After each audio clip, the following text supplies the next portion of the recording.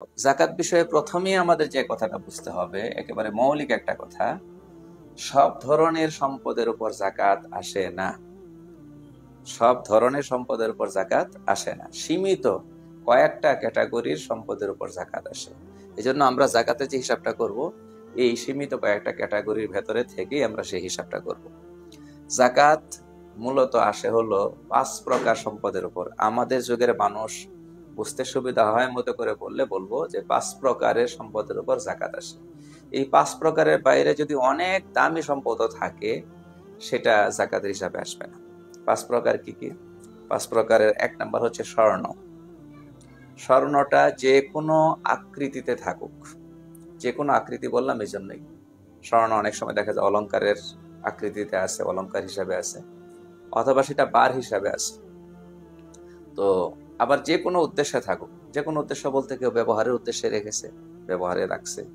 আবার কেউ হতে পারে যেটা কিনে রেখে দিছে, একটা সম্পদ হিসেবে রেখে দিয়েছে, পরবর্তীতে হয়তো বিক্রি করে দেবে অথবা নিজের সন্তানদেরকে দেবে। যে কোনো উদ্দেশ্য হতে পারে, ব্যবহারে নাই, অন্য কোনো উদ্দেশ্যে আছে। তো স্বর্ণটা জাকাতযোগ্য মাল প্রথমে। এটা যে কোনো আকৃতিতে থাকুক এবং যে কোনো উদ্দেশ্যে রাখা হোক। আর 2 নাম্বার আসবে হলো রূপা। রূপার ক্ষেত্রেও একই কথা। রূপা আমাদের সাধারণত মানুষ কম রাখে, তারপরেও রূপাটা জাকাতযোগ্য সম্পদ। এটা যে কোনো আকৃতিতে থাকুক এবং যে কোনো উদ্দেশ্যে রাখা হোক। এরপরে যেটা আসবে সেটা হচ্ছে আপনার ক্যাশ টাকা। আমি এটা পরে দেখাচ্ছি এখানে বিস্তারিত। টাকা, আমরা যেটাকে টাকা বলি বা মুদ্রা বলি, সেটা আমাদের দেশীয় টাকা হোক অথবা বিদেশি কোনো মুদ্রা হোক। টাকা, এই আমার মালিকানা টাকা, এই কথাটা অনেক ব্যাপক।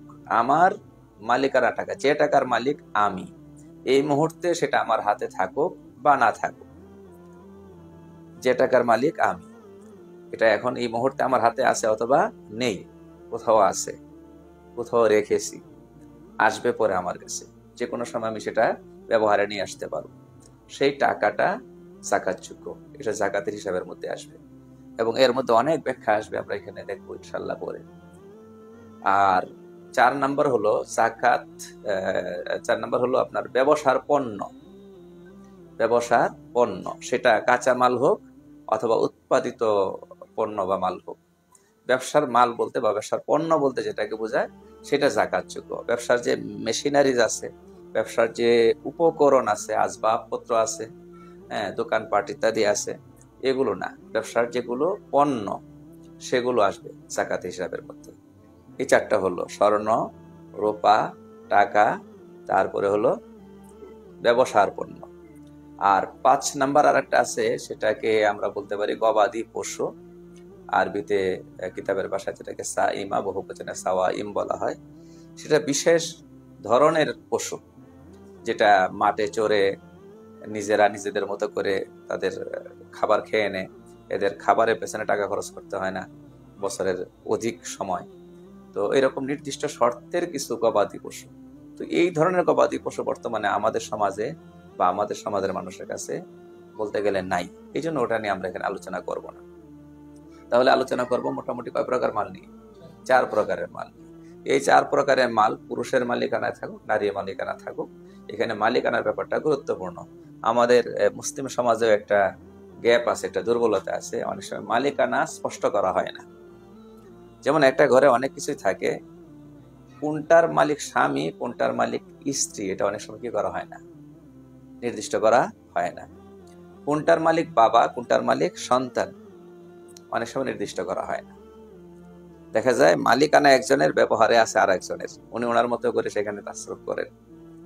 তো এটা কিন্তু জাকাতের হিসাবের মধ্যে এসে বিশেষ করে ঝামেলা তৈরি করবে, আর এক জায়গায় ঝামেলা তৈরি করে। যে কোনো সময় যে কোনো মানুষ দুনিয়া থেকে বিদায় হইতে পারে। এখন যিনি বিদায় হয়েছেন তার রেখে যাওয়া সমস্ত সম্পদ মিরাস হিসেবে বন্টন হবে। এখানে মালিকানার ব্যাপারটা গুরুত্বপূর্ণ। তো এই জন্য প্রত্যেকটা পরিবারে এই জিনিসটা পরিষ্কার থাকার দরকার, কার মালিকানায় কোনটা আছে, স্ত্রীর মালিকানায় কি কি আছে, স্বামীর মালিকানায় কি কি আছে, সন্তানের মালিকানায় কি কি আছে, বাবার মালিকানায় কি কি আছে। এটা বড় জরুরি জিনিস। যে মালিক, তার উপরেই বিধানটা আসবে। জাকাত পরিমাণ সম্পদ তার কাছে থাকলে তার উপর জাকাত আসবে। এটা একটা গুরুত্বপূর্ণ বিষয়। এখানে যে আমরা একটা দেবো, এখানে একটা ফরম্যাট বলতে পারি, এটা পরবর্তীতে আমরা আমাদের গ্রুপে এটাকে পিডিএফ করে আমি দিয়ে দেবো। কেউ প্রিন্ট আউট করে এটাতে হিসাব করাটা অনেক সহজ হয়ে যাবে। তো আমরা এখন হিসাবের দিকে যাই। প্রথমে বলছিলাম জাকাতে 4 প্রকারের মাল আমাদের সমাজের মানুষের কাছে সাধারণত 4 প্রকারের মালই থাকে। এই 4 প্রকারের মাল জাকাতের হিসাবে আসবে। তার মধ্যে 1 নম্বর হচ্ছে স্বর্ণ। ব্যবহৃত অলংকার হোক কিংবা ব্যবসার পণ্য, অলংকার, বার বা গিনি কয়েন যে আকারেই থাকুক সব প্রকারের স্বর্ণ হিসাবযোগ্য। এখন এখানে এই কয়েকটা ঘর বানানো হয়েছে। একটা হলো আপনার হিসাবটা যেন সঠিক হয় এবং নির্ভুল হিসাব হয়। তো এই জন্য এই কাজগুলো করতে পারলে খুব ভালো হয়। এক হলো আপনার কাছে কতটুকু স্বর্ণ আছে সেটা লিখে ফেলা। তারপরে বর্তমান বিক্রয় মূল্য, বর্তমান বিক্রয় মূল্য বাজারে একটা রেট থাকে, এটা একটা হলো খরিদের রেট আর একটা হলো বিক্রয়ের রেট। তো সাধারণত স্বর্ণ রূপার রেট যেটা যে নির্ধারণ করে সেটাকে আমরা বাজস নামে চিনি না। তো ওরা যে রেটটা দেয় ওখান থেকে 17% মাইনাস করলে বিক্রয় মূল্যটা এসে যাবে এবং সেটা সতর্কতামূলক। তো আমরা এখানে আমার কাছে কতটুকু স্বর্ণ আছে সেটা লিখবো, তারপরে বর্তমান বিক্রয় মূল্য কত হতে পারে এই স্বর্ণটা সেটা লিখবো, তারপরে এর টাকাটা কত হয়। এখন যদি কারো কাছে 5 ভরি স্বর্ণ থাকে আর বিক্রয় মূল্য যদি হয় কথার কথা 1,05,000 করে, কথার কথা 1,05,000 টাকা করে, তাহলে 1,05,000 ইন্টু 5 এই টাকাটা এখানে লিখতে হবে। কথার কথা 5,25,000 এখানে লিখতে হবে।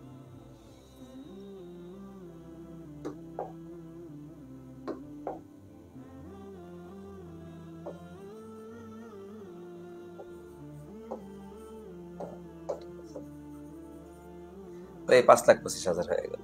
তো এইভাবে করে সামনে যেতে হবে। এখানে আমি সব লিখে লিখে দেখাতে পারবো না, একটু সিস্টেমের সমস্যা হয়। তো এরপরে মনে করেন রূপা।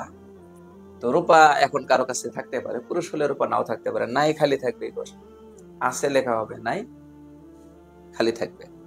তো রূপা মহিলাদের অনেক সময় থাকে, তাদের অনেক সময় দেখা যায় অনেকের নুপুর থাকে, অথবা অনেকেই দেখা যায় ওই যে পায়ের আঙ্গুলেতে অনেক সময় রূপার আংটি ব্যবহার করে, যদি থাকে। তো এখানে কতটুকু আছে, দাম কত লিখবে। আচ্ছা, তারপরে হলো টাকা। টাকার ক্ষেত্রে অনেক কথা, যেমন 1 নাম্বার হলো নগদ টাকা। নগদ টাকার ব্যাপারটা তো বুঝি, আমার কাছে কত টাকা আছে এটা আমি একটু দেখবো।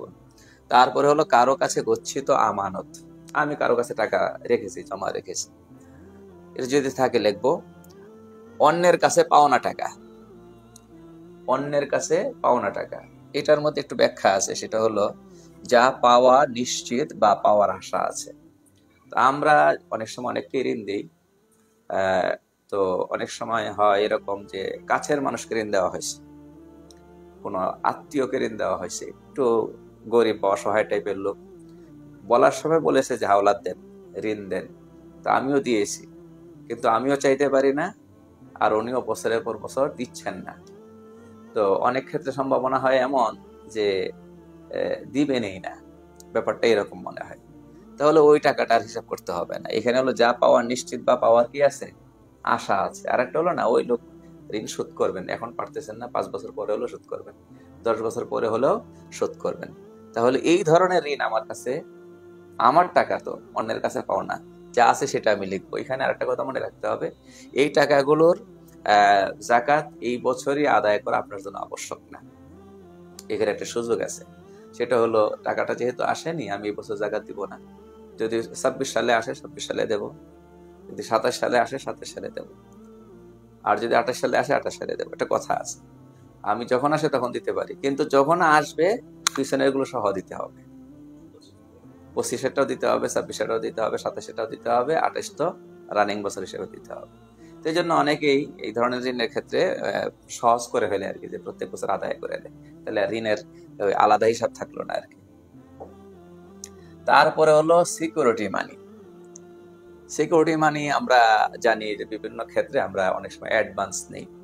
তো এটা আবার 2 রকম হয়, যা সম্পূর্ণ ফেরতযোগ্য, অ্যাডভান্স হিসাবে প্রদত্ত, অফেরতযোগ্য অগ্রিম ভাড়া নয়। যেমন কথার কথা বাড়িওয়ালাদের ক্ষেত্রে অনেক সময় হয় যে অ্যাডভান্স একটা নেওয়া হয়। তো এই ক্ষেত্রে 2 রকম হতে পারে। এক হলো যে শেষে উনি যখন বাড়ি এই বাড়িতে আর থাকবেন না, তখন এই টাকাটা শেষের দিকে বাড়ি ভাড়া হিসেবে কেটে রাখা হবে। তাহলে এইটা এখানে আসবে না, এটা ওই ক্যাশের মধ্যে চলে যাবে, যখন ছিল ছিল, নাই নেই। আর এখানে যেটা বলা হয়েছে সেটা হলো আপনি কোথাও অ্যাডভান্স দিয়েছেন, সেটা আপনি ফেরত পাবেন। আপনি দিয়েছেন, ওটা কর্তন হবে না, অগ্রিম ভাড়া হিসাবে বা কোনো হিসাবে কর্তন হবে না।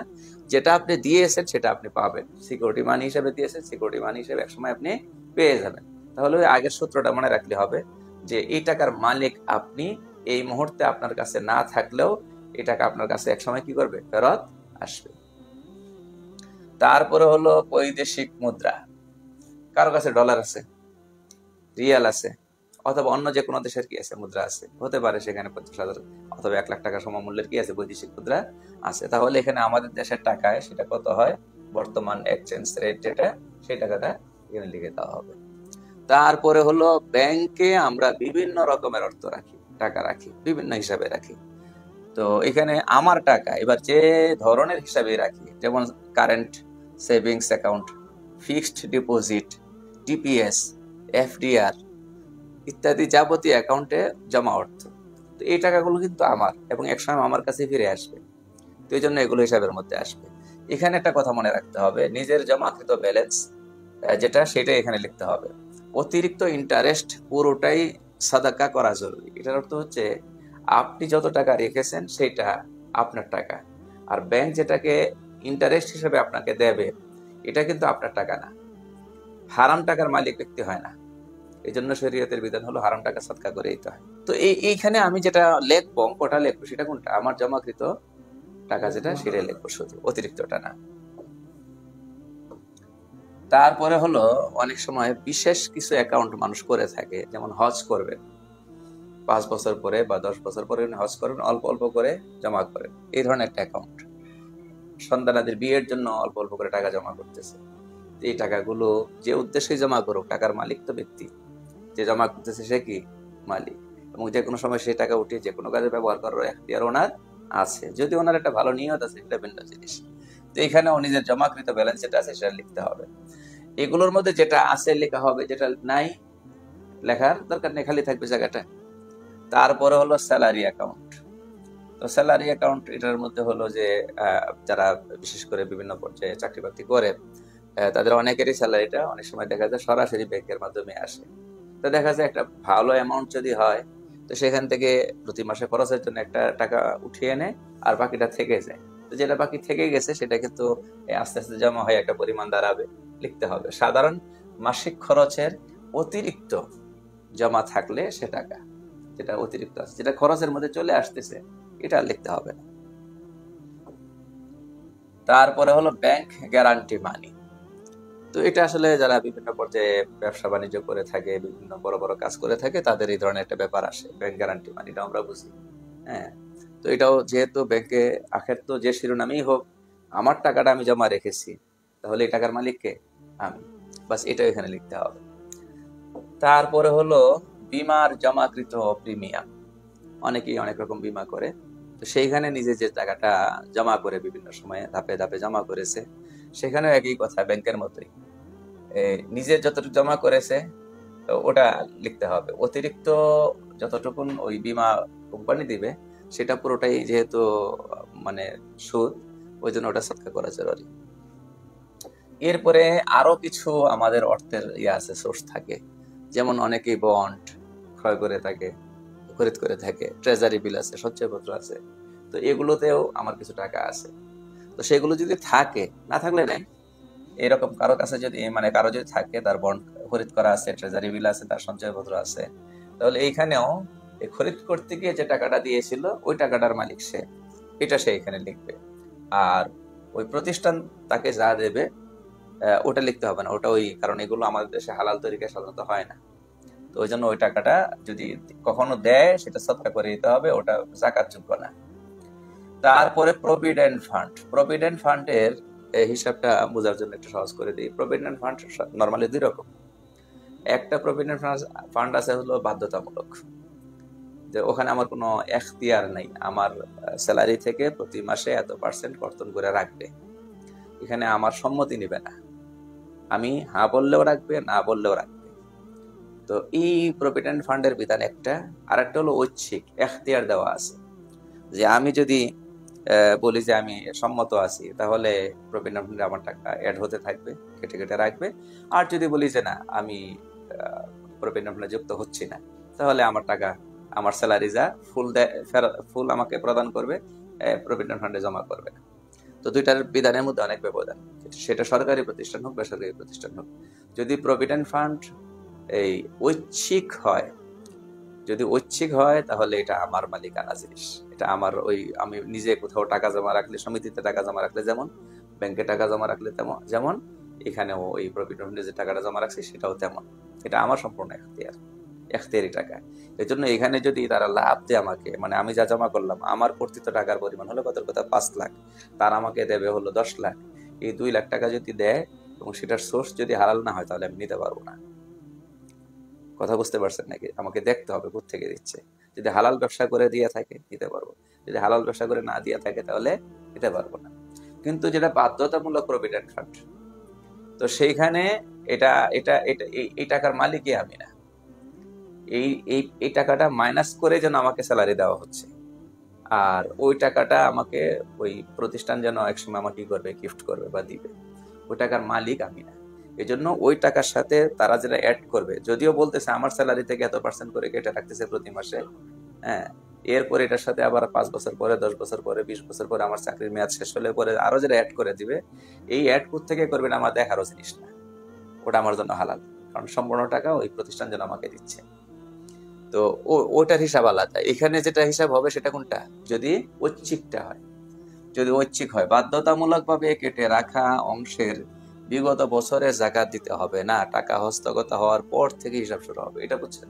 এটা হলো যে প্রভিডেন্ট ফান্ডটা বাধ্যতামূলক ছিল, এখন আপনি চাকরি করছেন 30 বছর, 30 বছর পরে আপনাকে বিরাট একটা টাকা দিয়েছে, যেদিন দিছে এটাও আপনার ক্যাশ টাকা হিসাবে এসে গেছে, এখন ওই বছর থেকে হিসাব হবে, পিছনের কোনো হিসাব কিতাব এটার সাথে যুক্ত হবে না। কোম্পানির শেয়ার, তো কোম্পানির শেয়ার গুলো তো সাধারণত আবার 2 রকম হয়ে থাকে, এখানে আছে, দুটি লেখা আছে এখানে। কোম্পানি থেকে ডিভিডেন্ড পাওয়ার উদ্দেশ্যে ক্রয়কৃত, মানে কোম্পানি যে লাভ করবে সেখান থেকে আমি অংশ নেব, ওই রকম উদ্দেশ্যে আমার এই শেয়ারটা খরিদ করা। তাহলে এখানে ওই যে কোম্পানির যে ব্যালেন্স শিট আছে সেটা দেখে ওটা তাদের কাছ থেকে জেনে নিতে হবে, সেখানে আমার অংশটা কত দাঁড়ায়, তো ওটা আমি এখানে লিখবো। আর একটা তো আছে হলো আপনার এই ক্যাপিটাল গেইন তথা সেকেন্ডারি মার্কেটে ব্যবসার উদ্দেশ্যে করা, তো যেটা এখন আমি কিনলাম, কয়েকদিন পরে আমি ভালো একটা পাইলে বিক্রি করে দেবো, এরকম যেটা আছে আর কি।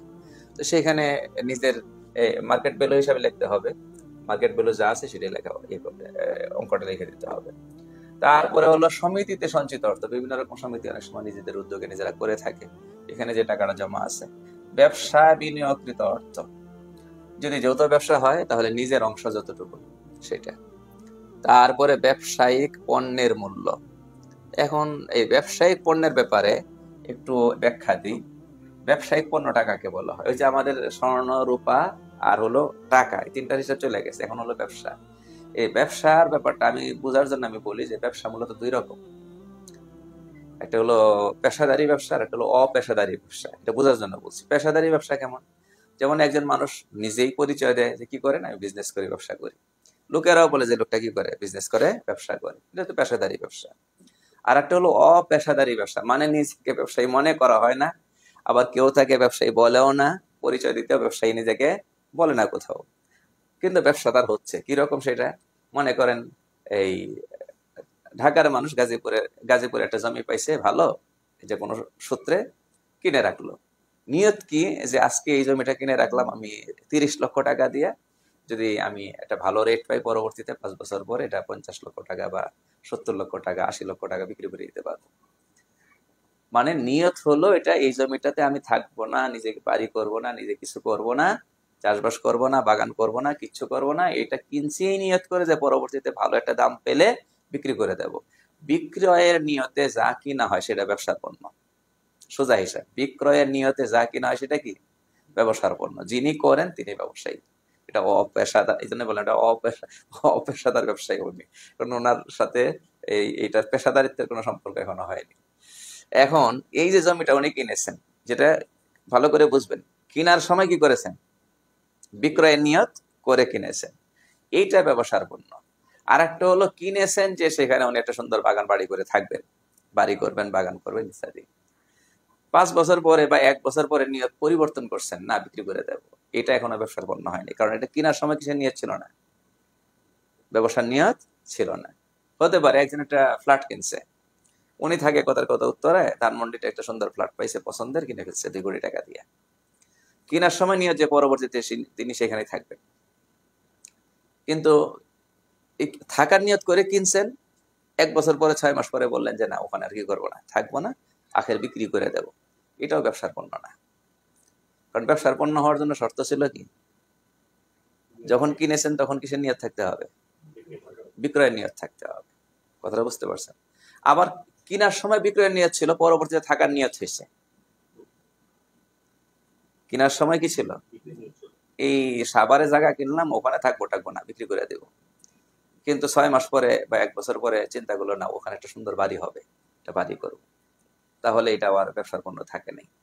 তাহলে ব্যবসার পণ্য হলো যেটা কেনার সময় আবার বিক্রি করে দেওয়ার নিয়ত করে কিনেছে এবং এই নিয়তের উপর কি আছে, সেটা ব্যবসার পণ্য। বুঝতে পেরেছেন তো?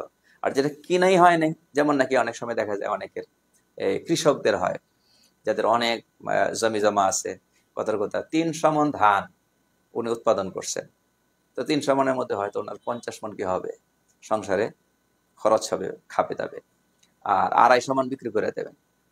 তো ওইটা কিন্তু বিক্রি করে দেবেন নিয়ত থাকলেও এটা ব্যবসার পণ্য না। যখন বিক্রি করবেন তখন টাকাটা কি হবে, হিসাবের মধ্যে আসবে, ক্যাশ টাকার মধ্যে আসবে। যতদিন না বিক্রি করেছেন এটা ব্যবসার পণ্য বলে গণ্য হবে না, কারণ এখানে উনি এটা কিনে নেই নাই। কারণ ব্যবসার পণ্য হওয়ার জন্য কি জরুরি, কিনতে হবে এবং বিক্রি করে দেওয়ার নিয়তে কিনতে হবে।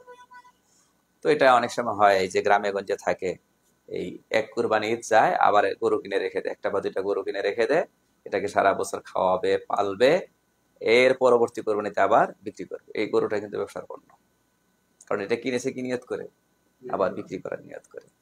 তো এই এই যে এই ধরনের ব্যবসায়িক পণ্য যেগুলো আছে, এগুলোর মাল কি বলে, মূল্যটা লিখতে হবে। পেশাদারি ব্যবসায়ী যারা, তাদের তো অনেক ব্যাপার স্যাপার আছে। এখানে যদি উনি ইন্ডাস্ট্রির মালিক হয়, তাহলে সেখানে ওনার কাঁচা মাল আছে, উৎপাদিত মাল আছে।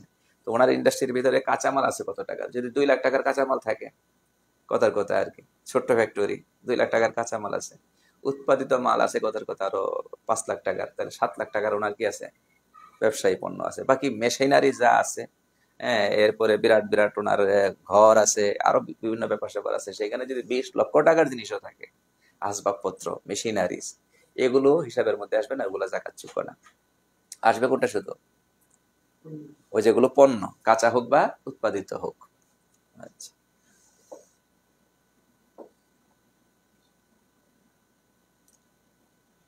এখানে আরেকটা, আচ্ছা, আমি তো ব্যবসার মধ্যে চলে গেছি। এখানে কিন্তু আসলে চলতেছিল ব্যবসায় পণ্য, এই টাকার হিসাব চলতেছিল। এটা মূলত ছিল ব্যবসায়িক পণ্যের বকেয়া মূল্য। এটা হলো যে বাকিতে মাল বিক্রি করছে, বাকিতে মাল বিক্রি করছে, এখানে টাকাটা আবার 2 রকম, যেটা পাওয়ার আশা আছে অথবা যেটা পাওয়ার আশা ছেড়ে দিয়েছে। যেটা পাওয়ার আশা আছে সেটার অঙ্ক লিখতে হবে, যেটা পাওয়ার আশা নেই সেটা লিখতে হবে না। ওটা ওই এমনি ক্যাশ টাকা ঋণ দেওয়ার মতোই আর কি। তারপরে হলো বাড়ি ভাড়া, গাড়ি ভাড়া ইত্যাদি বিবিধ উৎস থেকে অর্জিত আয়ের সঞ্চিত অর্থ। তো এগুলো যদি উপরে কোনোটাতে না গিয়ে থাকে, তাহলে এখানে একটা অঙ্ক লিখতে হবে যে আমি বাড়ি ভাড়া পাচ্ছি এত, গাড়ি ভাড়া পাচ্ছি এত, ইত্যাদি ইত্যাদি। ব্যবসায়িক পণ্যের ব্যাপারটা এই যে এখানে আসছে, ব্যবসায়িক সম্পদ, এটার ব্যাপারে একটু আগে আমি বলছি। ব্যবসার উদ্দেশ্যে ক্রয়কৃত জমি, প্লট, যে যা কেনাই হয়েছে বিক্রি নিয়ত, এটা বিক্রয় মূল্যটা, বর্তমান মূল্য কিন্তু লিখতে হবে। এই জন্য কেনার সময় যদি কথার কথা 20 লাখ টাকা দিয়ে কিনে থাকে, আর এখন যদি বাজার মূল্য হয় কথার কথা এটার 40 লাখ, তাহলে 40 লাখই লিখতে হবে। তাহলে এরপরে ব্যবসার জন্য ক্রয়কৃত ফ্ল্যাট, বাড়ি, যা কেনাই হয়েছে বিক্রির নিয়তে, ভাড়ায় প্রদত্ত ফ্ল্যাট বা বাড়ি নয়। বাড়ি কিনছে একটা, ভাড়া দিয়ে রাখবে, ফ্ল্যাট কিনছে, ভাড়া দিয়ে রাখবে, এটা কিনা ব্যবসার পণ্য না, এটা ব্যবসার উপকরণ হয়ে গেছে। বাড়ি বানায়া, বাড়ি কিনছে, বানাইছে, ভাড়া দিয়া, ভাড়া দিবে, তাহলে এটা ব্যবসার উপকরণ হয়েছে। এটা গাড়ি কেনার মতো আর কি। 1 কোটি টাকা দিয়ে গাড়ি কিনছে, রাস্তায় ছেড়ে দিছে, এটা থেকে প্রতিদিন উনি ভাড়া পাবে, তাহলে এটা 1 কোটি টাকার গাড়ি ওনার ব্যবসার উপকরণ, কিনা ব্যবসার পণ্য না। বাড়িটাও এরকম।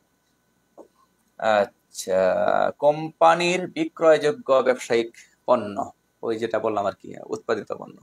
সকল ব্যবসার বিক্রয়যোগ্য পণ্য, যে কোনো ব্যবসা হোক সেখানে ব্যবসায়িক পণ্য তৈরির মজুদ কাঁচামাল, এই যে বর্তমান বিক্রয় মূল্য যেটা আর কি, ব্যবসার জন্য ক্রয়কৃত পশু প্রাণী, গরু হতে পারে, ছাগল হতে পারে, মাছ হতে পারে, মুরগি হতে পারে, নানান কিছু, এগুলো সব যোগ করতে হবে। তো এগুলো যদি আলাদা আলাদা যোগ করতে চায়, স্বর্ণ কত টাকার আছে, রূপার কত টাকা আছে, তারপরে হলো আপনার ক্যাশ কত টাকা আছে, ওখানে একটা টোটাল হয়ে যাবে। ব্যবসার মাল যেগুলো আছে সেগুলো হবে। আখের কি হলো, মোট জাকাত যোগ্য সম্পদ, এই সবগুলো যদি, এই যে এখানে যে আমাদের এতগুলো ঘর আছে, প্রত্যেকে সব ঘর পুরা করতে হবে তা না, কারণ সবার কাছে সব কিসিমের কি থাকবে না, মাল থাকবে না। যেগুলো আছে সেগুলো লিখবে, লিখে একটা যোগ টানতে হবে। তারপরে যোগ টেনে যা হয় এটা এখানে লিখে দিল, এটা একটা হিসাব গেল, আমার কাছে মোট কথার কথা জাকাতযোগ্য মাল এত টাকা আসলো। এরপরে এটা থেকে মাইনাসের একটা ব্যাপার আছে, জাকাতের সম্পদ থেকে বিয়োগযোগ্য ঋণ, আমরা জানি ঋণকে মাইনাস করতে হয়। এখন এখানে মনে করেন এই সবগুলো হিসাব করা হয়েছে, যা যা আছে তাতে কত কথা 5 লক্ষ টাকা হয়েছে। আমি ছোট্ট অ্যামাউন্ট দেখালাম আর কি, অনেকে তো 5 কোটিও হইতে পারে, ছোট্ট অ্যামাউন্ট হলে মনে করেন 5 লাখ টাকা হয়েছে। এখন ওনার আবার কি আছে, বিভিন্ন কিসিমের ঋণ আছে 2 লাখ টাকা। এখন ঋণ বলতে কোন ঋণগুলো মাইনাস হবে, এটা একটা ব্যাপার আছে। ঋণের ধরন, সাংসারিক প্রয়োজনে গৃহীত ঋণ, সংসার চালানোর জন্য অনেক সময় ঋণ করা হয়, কত টাকা ঋণ লিখতে হবে। ব্যক্তিগত পর্যায়ে সকল ঋণ, এমন ব্যবসার সকল ঋণ যার উপর নিজের ও সংসারের খরচ নির্ভরশীল। ছোট ছোট ব্যবসায়ের জন্য ঋণ করে অনেক সময়, যে যে ব্যবসাটা দিয়ে তার কোন রকম সংসার চলবে, ছোট্ট ব্যবসায়ী যারা আছে, তাহলে এই ব্যবসার জন্য যে ঋণ করেছে, 5 লাখ টাকা ঋণ করে ব্যবসাটা চালাচ্ছে, এই টাকা দিয়ে আবার সংসার চলে, তাহলে এই ঋণ এটা কি হবে, মাইনাস হবে। এগুলো বলা লাগতেছে এই জন্যই, এই যে বড় বড় ইন্ডাস্ট্রির মালিক যারা, হ্যাঁ কথার কথা ওনার ইন্ডাস্ট্রি আছে 50টা, তো কত কত শত কোটি টাকার মালিক উনি, আবার ব্যাংক লোন তার চেয়েও কি আছে, বেশি আছে। এখন ওনারা যদি বলো হয় আপনি ঋণ মাইনাস করে জাকাত দেন, তাহলে উনি জাকাত খাবে, জাকাত দিবে না। কারণ অনেকের অবস্থা এরকম, কথার কথা ওনার 500 কোটি টাকার কি আছে, সম্পদ আছে, আর দেখা যায় কথার কথা 600 কোটি টাকা ব্যাংক লোন আছে, তাহলে উনি জাকাত খাবে না, জাকাত দিবে, খাওয়ার যোগ্য। কিন্তু এটাই যদি ধরা হয় তাহলে হবে না আবার, কারণ ওনার এই যে স্ট্যাটাস, ওনার চলাফেরা, ওনার খাওয়া দাওয়া, ওনার সবকিছু, এটা কিন্তু ওই যে জাকাত খাওয়া লোকের মতো করে না। এই জন্য ওখানে হিসাব করে একটা ভিন্ন আছে। পেছনের বকেয়া বাড়ি ভাড়া, ইউটিলিটি বিল, ট্যাক্স, অনেকের এরকম থাকে যে 3 মাসের বাড়ি ভাড়া আদায় করতে পারে নাই, তাহলে ওই টাকাটা বাড়ির মালিক পাবে। তারপরে মনে করেন ইউটিলিটি বিলটা আটকে আছে, 3 মাসেরটা আদায় করে নেই, এটা জমা হবে। ট্যাক্স দেয় নাই, যেটা বকেয়া হিসেবে জমা হয়ে আছে, দেওয়া লাগবে, এগুলো ঋণ মাইনাস হবে। জাকাত বর্ষের ভেতরে বকেয়া কর্মচারী বেতন ভাতা, আপনার অধীনে কর্মচারী আছে, এটা নিজের ড্রাইভার হোক, কাজের লোক হোক, অথবা দোকান আছে সেখানে কর্মচারী আছে, এদের কয়েক মাসে টাকা দেওয়া হয়নি, তাহলে ওরা আপনার কাছে পাও না, ওটা মাইনাস করতে হবে। ব্যবসায়িক লেনদেনের ঋণ, ব্যবসা করতে গিয়ে কিছু ঋণ হয়, সেটা দিতে হবে। আচ্ছা, পণ্য ক্রয় বা ভাড়া বাবদ কোনো ব্যক্তি বা প্রতিষ্ঠান থেকে যা পাবে, ব্যবসা করতে গিয়া জিনিস কিনছেন, পণ্য কিনছেন, অথবা ভাড়া বাবদ ওই দোকান ভাড়া দিতে পারেন নাই, সেটা আটকে আছে, হ্যাঁ, তো এইভাবে করে যে ঋণগুলো আছে সেগুলো মাইনাস হবে। এরপরে হলো আরেকটা ঋণ, যেটা দিকে ইঙ্গিত করছিলাম একটু আগে, ডেভেলপমেন্ট ঋণের যে অংশ জাকাতযোগ্য সম্পদ ক্রয়ের পেছনে ব্যয় করা হয়েছে। আপনি কথার কথা 200 কোটি টাকা লোন নিয়েছেন ব্যাংক থেকে ব্যবসা করার জন্য, এখন এই টাকাটা, এই 200 কোটি টাকার মধ্যে যদি হয় 100 কোটি টাকা দিয়ে আপনি ওই যে কাঁচামাল কিনছেন 200 টাকার মধ্যে, কাঁচামালটা তো আমাদের হিসাবের মধ্যে এসে গেছে, কাঁচামাল খুদ কি জাকাতযোগ্য। তাহলে এই এই ব্যাংক এই লোনটা প্রবৃদ্ধির জন্য যে কি বলে ঋণটা করা হয়েছে, ডেভেলপমেন্টের জন্য যেটা করা হয়েছে, এটা আপনার সংসার চালানোর জন্য না, এটা আপনার নিজেকে বড় সম্পদশালী বানানোর জন্য।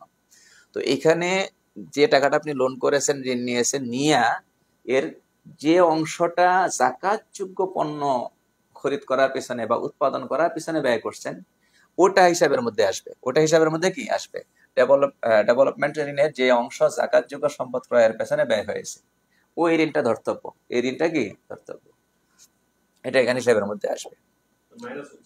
এটা মাইনাস হবে, মাইনাসের জন্য এটা, এই সবগুলো মাইনাস।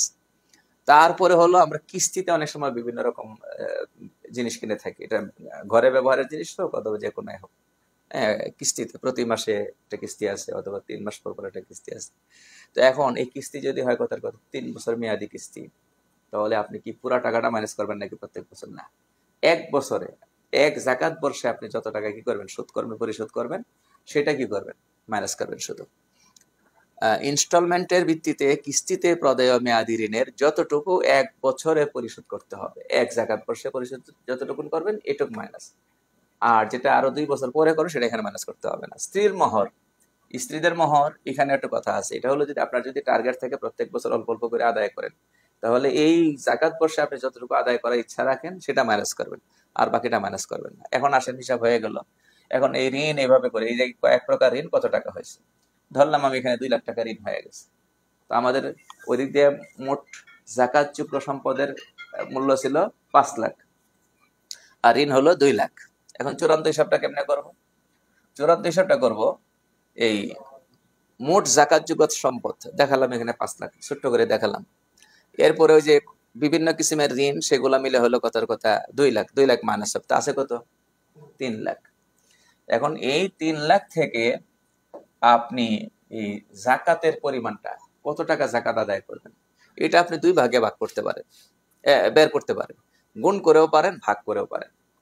গুণ করেও পারবেন, ভাগ করেও পারবেন। ওখানে আমরা দেখালাম 5 লাখ টাকা ছিল জাকাতযোগ্য সম্পদের মূল্য, ঋণ ছিল 2 লাখ, এরপরে বাদ থাকে, ওই ঋণটা বাদে থাকে হলো কত? 3 লাখ। এখন এইখানে আপনি এইভাবে করতে পারেন, এই 3 লাখ ইন্টু 0.025 দিলে যেটা বের হবে এটা আপনার ওই 2.5%ই হবে আর কি। অথবা আরো সহজ করে ফেলতে পারেন, এত ঝামেলায় না গিয়া আপনি ওই 3 লাখকে 40 দিয়ে ভাগ করে ফেলতে পারেন। 40 ভাগের 1 ভাগ, তো 40 দিয়ে ভাগ করে ফেলতে সোজা হিসাব। তো আমরা এখানে ওই 40 দিয়ে ভাগ করলাম অথবা গুণ করলাম ওই যে 0.025 দিয়ে, কি হলো আমাদের ওই 7,500 হয়ে গেল। এখানে খুবই গুরুত্বপূর্ণ একটা বিষয় রয়ে গেছে, সেটা হচ্ছে যে এই আমাদের দেশের মানুষ এই জাকাতের জন্য, জাকাত বর্ষ হিসাবের জন্য তারিখটা ঠিক করে না। এটা কিন্তু গুরুত্বপূর্ণ জিনিস। রমজানে হিসাব করে। তো আমাকে কয়েকদিন আগে একজনে বলতেছিলেন, আমি রমজানে হিসাব করি কখন, কয় আমি এবং আমার ওয়াইফ দুইজনেই এই সময় দিতে পারি মতো একটা শুক্রবারে করি। তো এখন দুইজনের কিছু ব্যাপার থাকে, হিসাব কিতাব একসাথে করে ফেলে। এখন এই শুক্রবারে যে করেন আপনি, প্রতি বছর শুক্রবার তো কি হবে না, রমজানে মিলবে না আপনি যদি রমজানে আদায় করেন। এখন 15 বছর রমজানের 12 তারিখ শুক্রবারে আপনি বসছেন, 15 তারিখ হইতে পারে 17 তারিখ শুক্রবারে বসছেন। তারিখটা জরুরি এই জন্যই, কারণ হলো আপনার জাকাত বর্ষ যেদিন পূর্ণ হবে এই দিন আপনার মালিকানায় যত কি আছে জাকাত যোগ্য সম্পদ বা টাকা আছে হিসাব করতে হবে। কথা বুঝতে পারছেন? এই মনে করেন এই 15 তারিখ, রমজানের 15 তারিখ যদি আপনার জাকাত বর্ষ পূর্ণ হয়, ঠিক আছে, আর 16 তারিখ যদি কিছু টাকা আউট হয়ে যায়, হতেই পারে 16 তারিখ কিছু টাকা আপনি বিভিন্ন জায়গায় দিয়েছেন, কোনো খাতে ব্যয় করছেন, আর আপনি হিসাব করতে পারছেন 17 তারিখ, তাহলে হবে কি? তাহলে এই যে কথার কথা, আপনি যদি 5 লাখ টাকা আউট করে থাকেন, তাহলে 5 লাখ টাকা আপনি 17 তারিখে আপনার হিসাবে নেই, অথচ এই 5 লাখ টাকার উপরও কি ছিল? জাকাত ছিল। আপনি হিসাবে বসেন যেদিন, অসুবিধা নেই, আপনি হিসাব করতে হবে কোন তারিখের? জাকাত বর্ষ যেদিন পূর্ণ হয়। সেই জন্য ডায়েরিতে এটা লিখে রাখা জরুরি যে আমার কোন তারিখে জাকাত বর্ষ পূর্ণ হয়েছে। তো রমজান আমি বলছি, এটা পরে বলতেছি। জাকাত কোন নির্দিষ্ট মাসে ফরজ হয় না, জাকাত বর্ষ পূর্ণ হবে যেদিন সেই দিন জাকাত ফরজ হবে। এটা হলো আপনাকে প্রথমে মনে রাখতে হবে। এটা কেমনি হিসাব করবেন? আপনি যেদিন প্রথমবারের মতো সম্পদের মালিক হয়েছেন, নেশাব পরিমাণ সম্পদের মালিক। নেশাবটা কি? নেশাবটা হলো যে আপনার মনে করেন এই যে 5 প্রকারের মালের কথা গেল এখানে, বা বিশেষ করে 4 প্রকারের মাল আমাদের কাছে থাকে। যদি কারো কাছে শুধু স্বর্ণ থাকে তাহলে হিসাব করতে হবে 7.5 ভরি পরিমাণ আছে কিনা, আর কিছু নেই, শুধু কি আছে? স্বর্ণ আছে। কারো কাছে শুধু রূপা আছে, তাহলে হিসাব করতে হবে 52.5 তোলা পরিমাণ রূপা আছে কিনা। যদি মিক্স থাকে, কিছু স্বর্ণ, কিছু টাকা, কিছু প্রসার পণ্য, দুটা দুটা বা 2 এর অধিক মিক্স আছে, তাহলে আর ওই 7.5 ভরি 52.5 তোলা হওয়া জরুরি না। মিক্স যদি হয় তাহলে দুইটার সমমূল্য একসাথে দেখতে হবে কত হয়। যদি 52.5 তোলা রূপার দাম পরিমাণ হয়ে যায়, এই যে আমাদের এই এখন চলতি সময়ে একটা হিসাব মতে আমাদের দেখা গেছে যে আপনার ৮৮,০০০ টাকা যদি হয় তাহলে নেশাব পরিমাণ হয়ে যায়, মানে 52.5 তোলা রূপার দাম হয়ে যায়। তাহলে আপনার কাছে যদি কিছু স্বর্ণ থাকে, কিছু ক্যাশ টাকা থাকে, যার মূল্য কত দাঁড়ায়? ৮৮,০০০ বা তার চেয়ে বেশি।